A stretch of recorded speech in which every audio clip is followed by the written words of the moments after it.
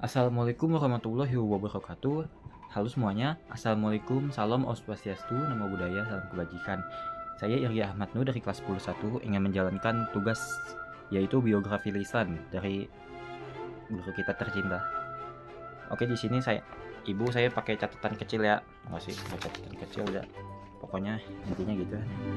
Jadi tokoh sosial yang saya ambil itu adalah Abdurrahman Wahid. Jadi Abdurrahman Wahid atau yang kerap disapa Gus Dur adalah tokoh penting di Indonesia sekaligus Presiden keempat Republik Indonesia. Gus Dur lahir pada tanggal 9 September 1940 di Jombang, Jawa Timur. Gus Dur merupakan putra dari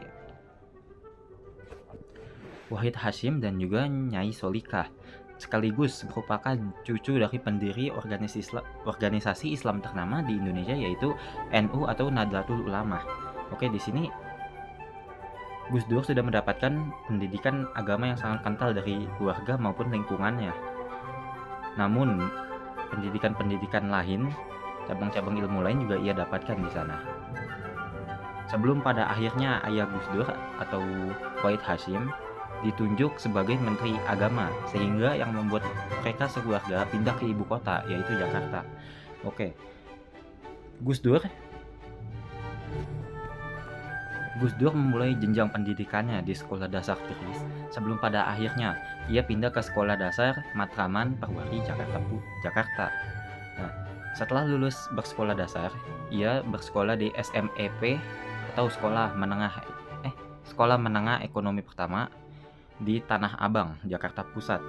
Nah, karena alasan absensi, beliau sempat tidak naik kelas, sehingga yang membuat Gus Dur dipindahkan ke SMEP Yogyakarta di Al-Munawir, Krapyak, Yogyakarta.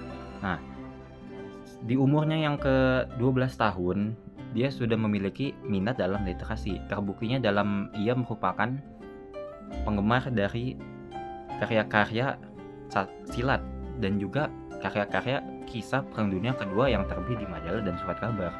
Gus Dur juga sempat mencicipi karya sastra klasik dari intelijen Eropa dan Muslim. Setelah dari Sekolah Menengah Ekonomi Pertama,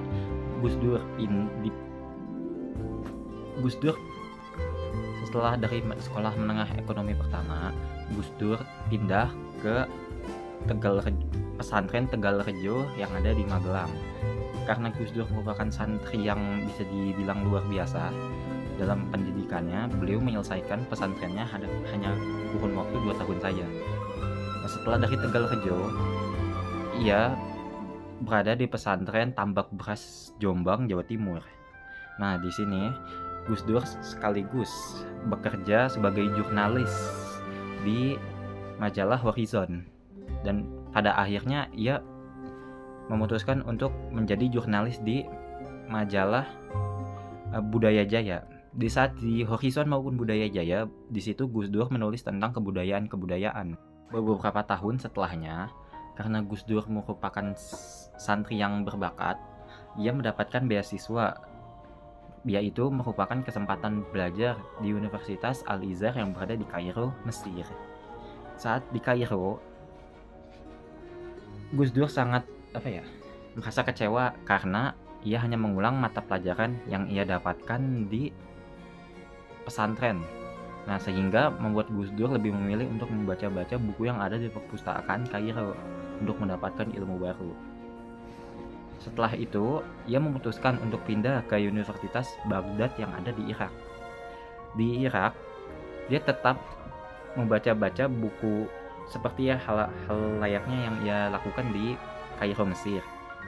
Tetapi ia juga sering mengunjungi makam-makam tokoh wali besar Islam. Tahun 1970, setelah ia lulus dari Universitas Baghdad, ia memutuskan untuk pindah ke Eropa untuk mengambil S2-nya dia. Namun, Universitas Baghdad tidak diakui di Eropa, sehingga ini yang memutar otak Gus Dur. Dan pada akhirnya, ia memutuskan untuk menjadi pelajar keliling, berkunjung ke kampus-kampus lain. Sampai pada akhirnya ia menetap di Belanda. Di Belanda, ia membuat perkumpulan Muslim Indonesia Malaysia. Sampai Setelah 1 tahun di sana, Gus Dur memilih untuk pulang ke tanah air, sekaligus menjadi akhir perjalanannya ia menimba ilmu dan menjadi awal karirnya dia. Perjalanan menimba ilmunya di luar negeri, Gus Dur kembali ke Indonesia, lalu menjadi dosen di salah satu universitas yang ada di Jombang, Jawa Timur, yaitu Tebu Ireng. Ia menjadi dosen di Fakultas Usulin selama 3 tahun. Setelah 3 tahun, Gus Dur diminta oleh pamannya, yaitu Wahid Hasyim, untuk menjadi pengurus dari Tebu Ireng, yaitu sebagai sekretaris. Nah, setelah jadi sekretaris inilah Gus Dur mulai mendapatkan undangan dari narasumber, baik dari dalam maupun luar negeri, forum-forum keagamaan dan juga pesantren. Lebih dari itu, Abdurrahman Wahid juga sering terlibat dalam LSM, Lembaga Swadaya Masyarakat, di Lembaga LP3ESE, Lembaga Penelitian Pendidikan Penerangan Ekonomi Sosial. Nah, setelah itu Gus Dur membentuk P3M, Pusat Penelitian Pengabdi Masyarakat. Nah, setelah tadi, tulisan-tulisan Gus Dur kini terkenal di surat kabar dan diyakini bahwa Gus Dur merupakan pembawa perubahan di dunia perpesantrenan. 4 tahun setelahnya, karena pemikiran-pemikirannya, Gus Dur terpilih menjadi Dewan Anggota Syuriah di Nahdlatul Ulama bersama kakeknya Binsi Sansuri, yang kala itu menjabat sebagai Rois Am di Nahdlatul Ulama. Nah, selama jabatannya, Gus Dur sering terlibat dalam diskusi serius mengenai keagamaan, sosial, politik, maupun perbedaan pandangan mengenai suatu keagamaan. Namun setelah kakek Gus Dur wafat, yaitu Binsi Sansuri, Gus Dur memutuskan untuk pindah ke daerah Ciganjur. Sampai pada akhirnya Gus Dur dipanggil untuk menjadi anggota Sapelita, rencana pembangunan 5 tahun Orde Baru oleh Presiden Soeharto. Pada saat itu Gus Dur mendapatkan pengalaman politik pertamanya, yaitu dia terlibat dalam legislatif pada tahun 1982. Yang waktu itu ia berkampanye untuk P3, Partai Persatuan Pembangunan, yang merupakan gabungan dari 4 partai Muslim di Indonesia, termasuk Nahdlatul Ulama.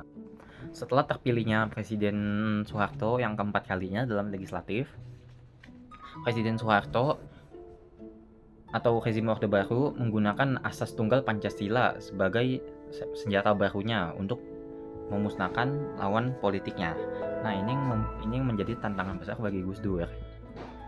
Gus Dur dan Nahdlatul Ulama sangat tidak serak dengan pembawaan yang sangat otoriter dari rezim Orde Baru, sehingga akhirnya mereka melakukan sebuah diskusi yang sangat panjang.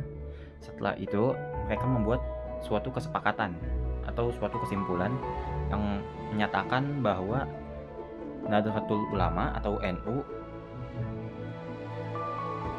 menerima asas tunggal Pancasila yang digaungkan oleh rezim Orde Baru. Kemudian dari itu Gus Dur mengundurkan diri dari P3 atau Partai Persatuan Pembangunan dan lebih berfokus ke Nahdlatul Ulama itu sendiri.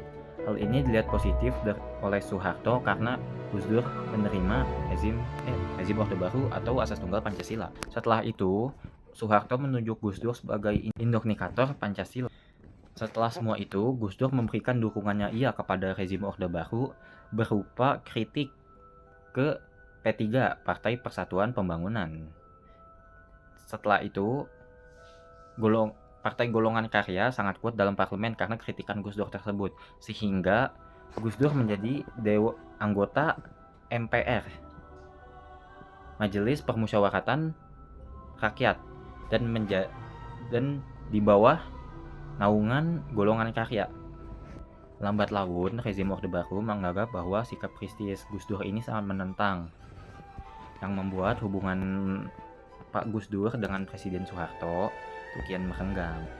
Sampai pada akhirnya Pak Soeharto membuat ICMI atau Ikatan Cendekiawan Muslim Indonesia dan itu pun juga dikritik oleh Gus Dur.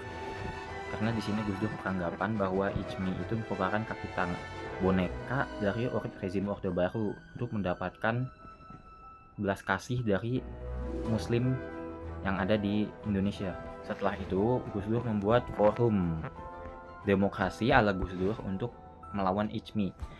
Pihak Orde Baru yang saat itu sangat terusik karena Gus Dur ini sangat menentang apa yang rezim Orde Baru lakukan, sehingga pihak Orde Baru ini menghalalkan segala cara untuk memperhambat Gus Dur. Dibuktikannya dengan tragedi 1 Maret 1992, yaitu pada saat rapat akbar yang ada di Monas, ratusan warga Nahdlatul Ulama yang ada di Jombang, Tebuireng itu dihambat oleh ABRI atau polisi-polisi yang ada di perbatasan wilayah DKI. Nah, lalu saat pemilihan ketua PBNU, ini pengurus besar Nahdlatul Ulama yang ketiga, pihak rezim Orde Baru menyogok beberapa ribu orang untuk tidak memilih Gus Dur. Namun hasilnya sirna karena Gus Dur tetap kepilih menjadi presiden PBNU yang ketiga. Beberapa tahun setelah Gus Dur menjadi oposisinya Presiden Pak Soeharto, Indonesia mengalami krisis atau inflasi karena kericuhan yang kita biasanya sebut tragedi 98, tahun 98. Nah, Presiden Soeharto mundur dari tahta kepresidenan karena sudah tidak terkendali lagi Indonesia ini. Kemudian digantikan oleh B.J. Habibie, wakil presidennya. Namun Pak Habibie tidak menjalankan presiden sebagai hal layaknya, yaitu 4 tahun. Nah, kemudian pada tahun 99, MPR, Majelis Permusyawaratan Rakyat, membentuk rapat untuk menentukan siapa presiden yang akan menggantikan Pak B.J. Habibie selama periode 5 tahun 1999 sampai 2004. Nah, kala itu Gus Dur sebagai lambang Pancasila yang saat itu dia memperoleh suara terbanyak sebanyak 331 yang kemudian disusul oleh Ibu Megawati Soekarno Putri, kemudian oleh Hamzah As. Di era Gus Dur ini, atau kita sebut sebagai era reformasi, itu sangat berbeda dengan Orde Baru ya. Karena Gus Dur menjunjung tinggi asas toleransi dan dia menghapus sistem-sistem yang sangat tidak adil dari Orde Baru ini. Perubahan terbesarnya ya seperti ada kalender Imlek baru di kalender kalian ya ada. Namun takdir berkata lain. Pada tahun 2002 Gus Dur harus mundur dari jabatannya karena ia dilengserkan oleh MPR. Sekian, terima kasih. Wassalamualaikum warahmatullahi wabarakatuh. Tamat.